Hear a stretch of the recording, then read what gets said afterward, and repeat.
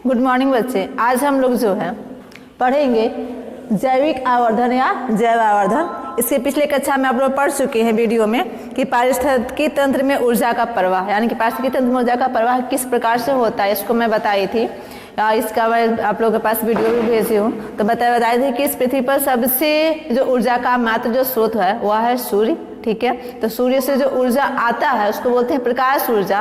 और जो भी हरे पेड़ पौधे जो पृथ्वी पर है वो क्या करते हैं, प्रकाश ऊर्जा में उसको बदल देते हैं, चेंज कर देते हैं। ठीक है, तो ऊर्जा का प्रवाह यानी कि एक स्तर से दूसरे में, फिर तीसरे में, फिर चौथे में, इस तरह से जो कंटिन्यू जाता रहता है। जिसमें हम आज पढ़ेंगे कि जैविक आवर्धन या जैव आवर्धन, यानी कि जैविक आवर्धन या जैव आवर्धन किसे कहते हैं, इसके बारे में हम लोग जानेंगे।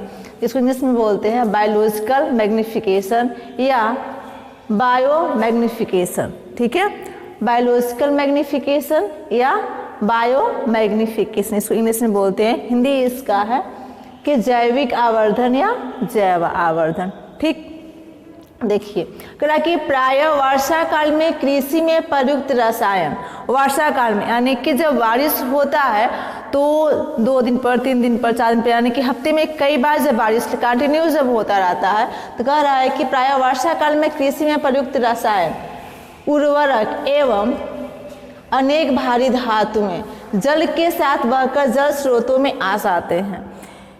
यानी कि जो भी हम लोग खेत में क्या करते हैं, खाद को डालते हैं, उर्वरक डालते हैं। और आप लोग ये सभी जानते हैं कि आजकल जो है हम लोग जो मार्केट से जो खादें आती हैं, जैसे हरियाली हुआ, डाई हुआ, पोटास हुआ, यानी कि कई तरह की खादें बनाई जा रही हैं जिसको हम लोग खेत में डालने के लिए उपयोग करते हैं ताकि हमारा फसल जो हो अच्छा से अच्छा हो। तो आप लोग ये भी जानते हैं कि जो हमारे घर जो पशु होती, गाय भैंस होती हैं, अगर जो गोबर को हम खेत में डालते हैं सड़ा करके, तो उससे जो क्या कोई भी खेत के जो तत्व होते हैं वो नष्ट नहीं होते हैं। जो फसल होती है अच्छी होती है और उससे जो भी फसल पैदा होती है उसको हम खाते हैं तो हमें किसी प्रकार की बीमारियाँ होने की संभावना नहीं होती है। बट इस समय क्या है, जो भी हम लोग मार्केट से खाद को खरीद के लेके आ रहे हैं और उसको खेत में डाल रहे हैं, उससे तमाम प्रकार की बीमारियाँ उत्पन्न हो जाती हैं। और फिर एक चीज़ और मैं आप लोगों से बता रही हूँ, जैसे मान लीजिए जो हम गन्ना खेत में डालें तो गन्ने में क्या है, हम उसमें कीटनाशक दवा छिड़कते हैं। जब गन्ना बड़ा हो गया तो उसके लिए पे जो भी कीड़े मकोड़े आते हैं उसके लिए दवा डालते हैं, उसके जड़ में दवा डालते हैं ताकि उसको कीड़े मकोड़े जो है कम से कम नुकसान पहुँचाए। वही अगर हम लोग सब्जी लगाते हैं तो सब्जी में कीटनाशक दवा छिड़कते हैं। तो इन सभी दवाओं जो हम लोग स्प्रे करते हैं वो किसी न किसी रूप में जो है एटमॉस्फेयर में पड़ा रहता है। और जैसे ही बारिश होती है क्या होता है, पूरा एटमॉस्फेयर से होते हुए फिर से क्या होता है, धरती की निचली सतह पे आता है। और सतह पे आने के बाद से वो पानी के द्वारा घुल मिल जाता है और फिर जल की निचली सतह पर चला जाता है। तो देखिए करा कि अनेक भारी धातुएं जल के साथ बहकर जल स्रोतों में आ जाते हैं। यह अक्षयकारी तत्व जल में स्रोतों से पारितंत्र की खाद्य श्रृंखला में प्रवेश कर जाते हैं।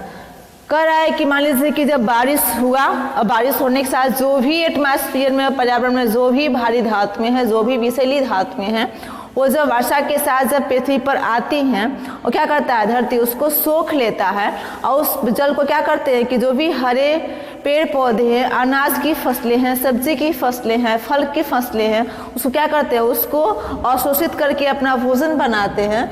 तो जब भोजन बनाते हैं तो उसको क्या करता है, जैसे आप लोग जानते हैं ग्रासहापर खाएगा, ग्रासहापर को जो है मेढक खाएगा, फिर मेढक को जो है सांप खाएगा। इस तरह से एक श्रृंखला बनी हुई है। तो किसी न किसी तरह से जो हम लोग कीटनाशक दवा का उपयोग कर रहे हैं उसका साइड इफेक्ट सीधे हम लोगों पे आ रहा है, क्योंकि उससे उत्पन्न अनाज हम लोग खाते हैं, उत्पन्न सब्जियां हम लोग खाते हैं। और कुछ क्या है, जैसे मान लीजिए जो जीव जंतु जैसे मुर्गी है, अनाज उसमें गेहूं के दाने, मक्के के दाने उसको डालते हैं खाने के लिए, तो उसको भी मनुष्य खाता है, उसमें जो मांस को मनुष्य खाता है। तो किसी न किसी तरह से वो हमारे ऊपर आ रहा है। जो हरी घासें होती हैं उसको बकरियां खाती हैं, बकरियों को भी मनुष्य खाते हैं कुछ। तो इस तरह से किसी न किसी तरह से एक पारितंत्र में घुल मिल करके जो है हम लोग के ऊपर ही आ रहा है। तो कह रहा है कि पारितंत्र की खाद्य श्रृंखला में प्रवेश कर जाते हैं। इन हानिकारक अजैव निम्नीकृत तत्वों की खाद्य श्रृंखला में निम्नतर ऊपर की ओर बढ़ने पर क्रमिक तौर पर जीवों में इनकी सांद्रता का स्तर बढ़ता जाता, इन घटना को जैव आवर्धन या जैविक आवर्धन कहते हैं। यानी कि जो हरी घासें हैं जब उसका अवशोषण कर लेती हैं जल में, और जल में जो भारी तत्व जो घुल मिल के जो आती हैं उनको क्या खा रहे हैं, मुर्गियाँ खा रही हैं दानों को, फिर बकरियाँ खा रही हैं, उसको जब मनुष्य खा रहा है, या फिर उसको जो है फल उसको अवशोषित कर लिया, फल इस पौधे अवशोषित कर लिए, अनाज वाले पौधे अवशोषित कर लिए। इस तरह से करते करते जो है वो किसी न किसी रूप में हमारे ही ऊपर आ रहा है। इसलिए कह रहा है कि इन हानिकारक जैविक अजैव निम्नलिखित तत्वों के खाद्य श्रृंखला में निरंतर ऊपर की ओर बढ़ने पर क्रमिक तौर पर जीवों में इनकी सांद्रता का स्तर बढ़ता जाता, इस घटना को जैव आवर्धन या जैविक आवर्धन कहते हैं। ठीक है, इसको ध्यान से सुनेंगे आप लोग, इस वीडियो को याद करेंगे। ठीक है, अगले वीडियो हम लोग फिर मिलते हैं। थैंक यू बच्चे।